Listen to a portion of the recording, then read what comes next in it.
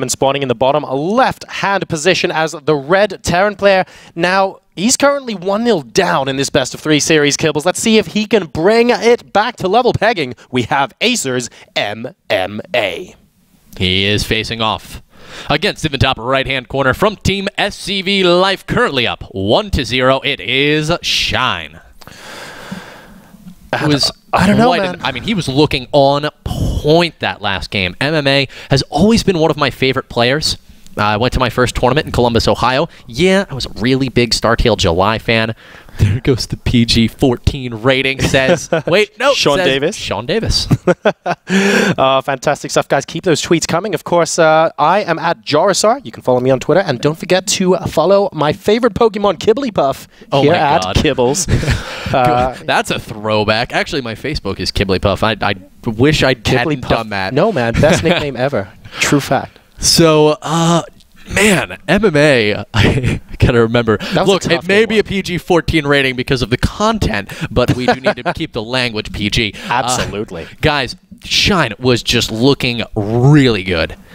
His play was phenomenal that last game, and I was a little bit underimpressed with MMA. Now, I'm saying this as, you know, a lot of people will be like, oh my god, this guy's so Shine favorite. I know last game I was ragging a little bit on MMA, but that's really because he's one of my favorite players, man. And look at this, hold on, the Rax actually getting scouted there, and that's really important because MMA deliberately built the Rax on the... Oh my... If this SCV goes down before that barracks completes, Kibbles... Oh! No way! And the barracks is delayed. That is huge. He will be able to finish it up. It's only about, say 7 or 8 seconds, but still, the reason why this is big is because if Shine just went straight natural to natural, and he scouted that there was nothing in MMA's base except for that command center...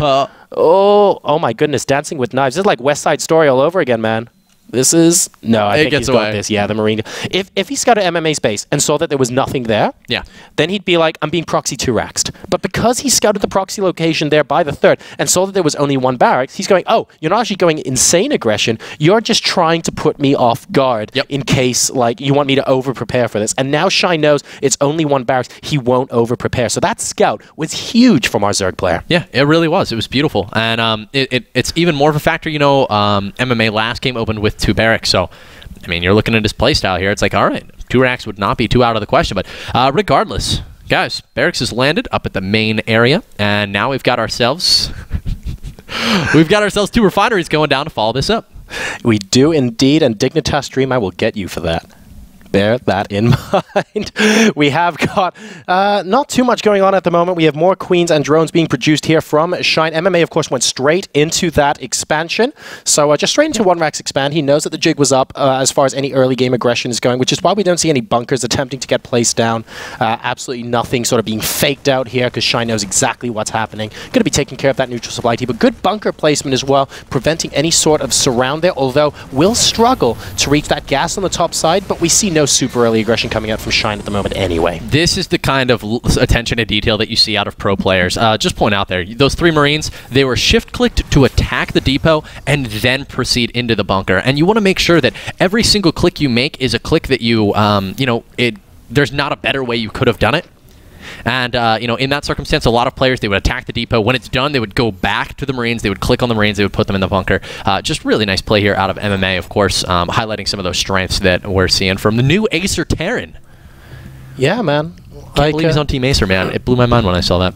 And they even lied. They were like, oh, we've got... Is he switching to Zerg? Well, no, they were like, we've got a big Korean Zerg joining our team in their, like, announcement, and then it was a Terran. And I was like, oh, you little... It's so misleading.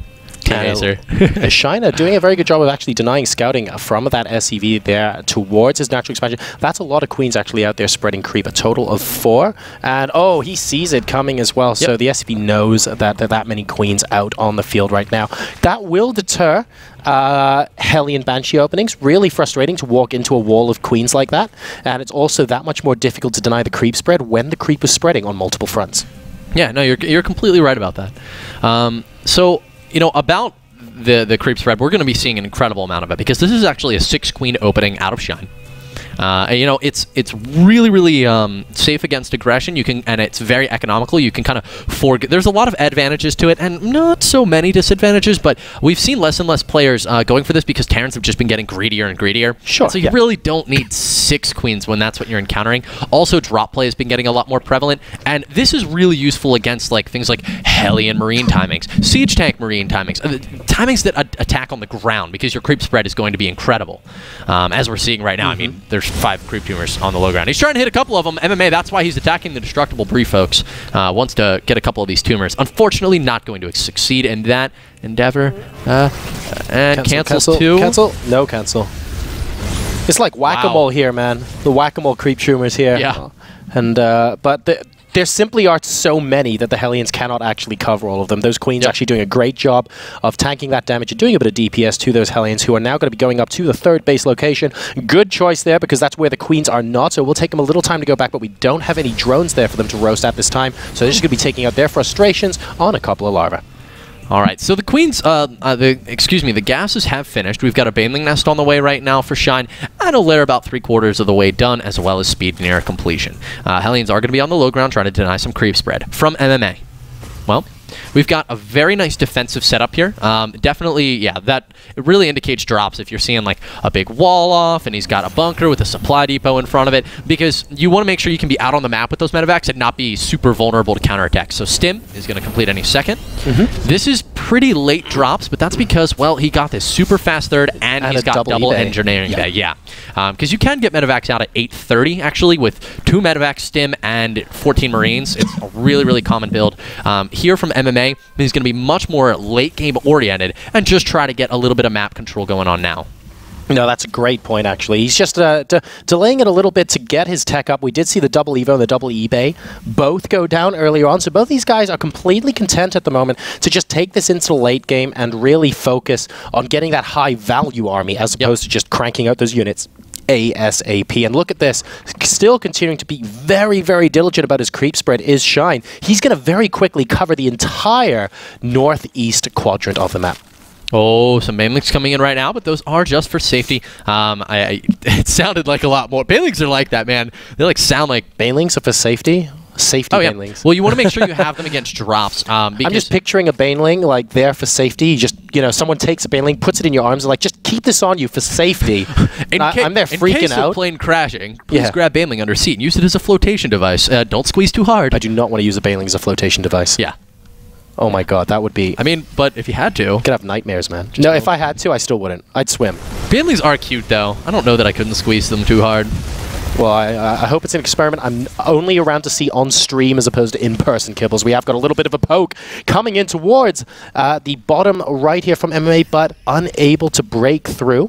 There's so much creep there that Shine just has so much notice of any attack incoming. It's going to make it incredibly difficult for me. Even coming out with the Queens. Now, we don't normally see Zergs this far out on the map with Queens when there's a bio army right next door, because you're just liable to getting all the Queens sniped off. But Shine has had time to prepare. He's got his army with them as well, and he's just feeling so confident here on Cloud Kingdom. Yeah, and this makes it difficult for MMA because he can't just load up into the medevacs and guarantee he gets away. He does not know, you know, if the possibility of infestors with Burrow could be on the field. He doesn't see a lot of gas here. He only sees a few Banelings right now. He does see 1-1, but he's going, Shine, where's your gas? I need to be careful. And this ties in early with what you said, MMA attempting a drop, but, oh no, pardon me, that's just a Viking. But he's got so much creep out as Shine, as we do have a little bit of engagement here. Never mind, the Baneling's actually unable to catch up to the bio at the moment after stimming, but there's so much of it. Like, MMA doing a great job microing that back, and the mutas from Shine unable to attack at the same time, so he's going to be forced back onto creep. But what I wanted to say just now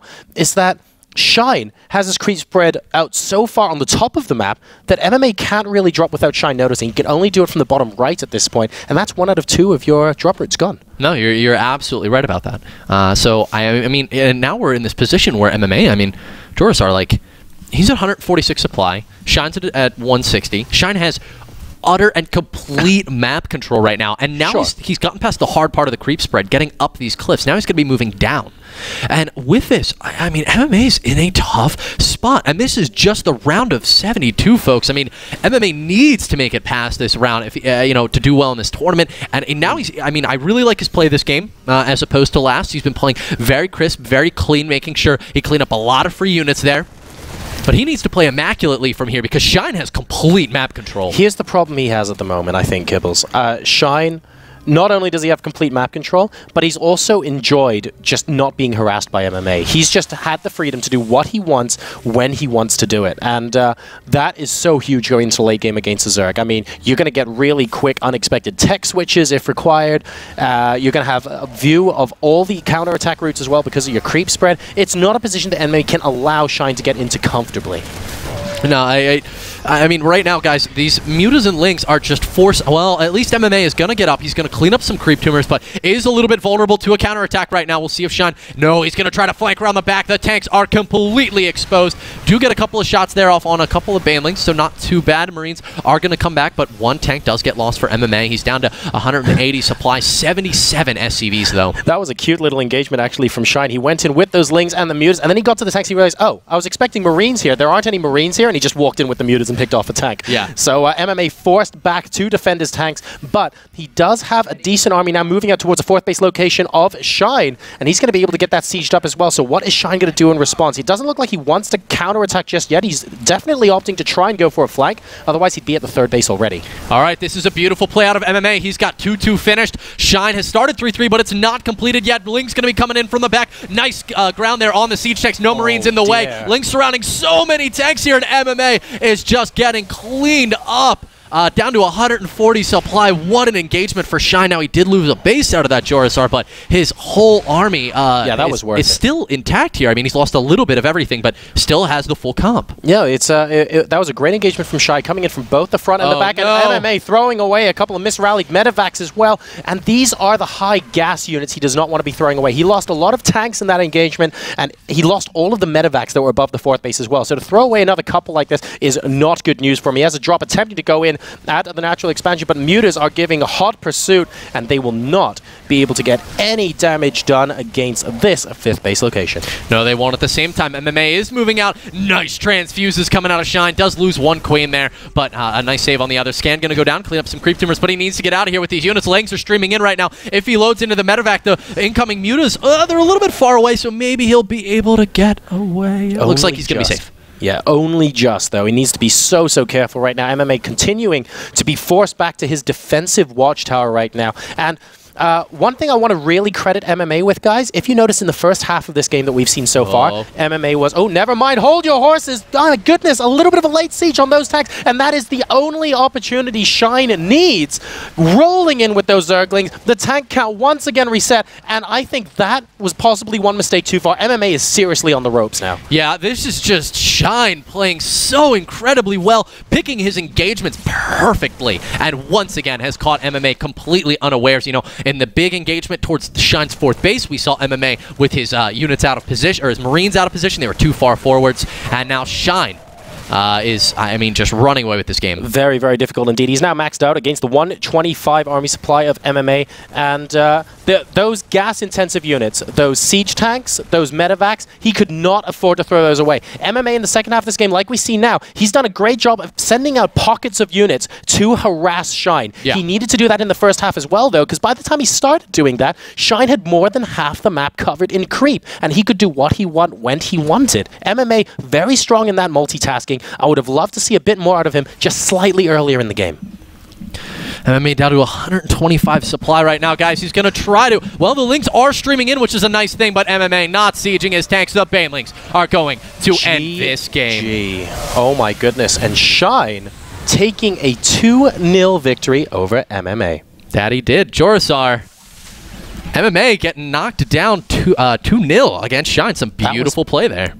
Just really solid play coming out from Shine, and I have to say, after game number 1, MMA actually, he was a little bit more passive. You saw his siege tanks at his defensive watchtower, just that little bit more. He wasn't sending out those small packets of units to go and attack earlier on in the game, like we saw on game 1, even though admittedly that didn't end too well for him anyway. But he didn't have that aggression that we really want to see out of Terran, to deny that creep from Zergs, to deny those counter-attacking opportunities. Shine had everything going for him going into the latter stages there. And Shine did a beautiful job of making MMA not be able to put on any aggression, Sai. It was immaculate. Yeah, it really was. Yeah, he had all those queens. The creep spread made it very easy for him to get where he needed.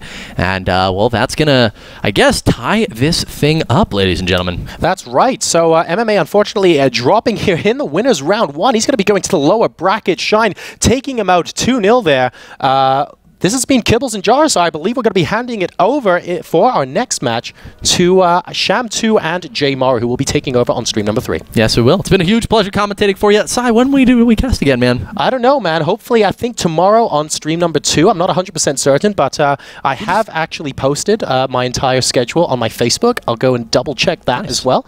But in the meantime, follow this absolutely handsome gentleman at twitter.com/Kibbles. You have that on your screen right there. I, of course, am at Jorisar in my spare time when I'm not busy dancing the night away.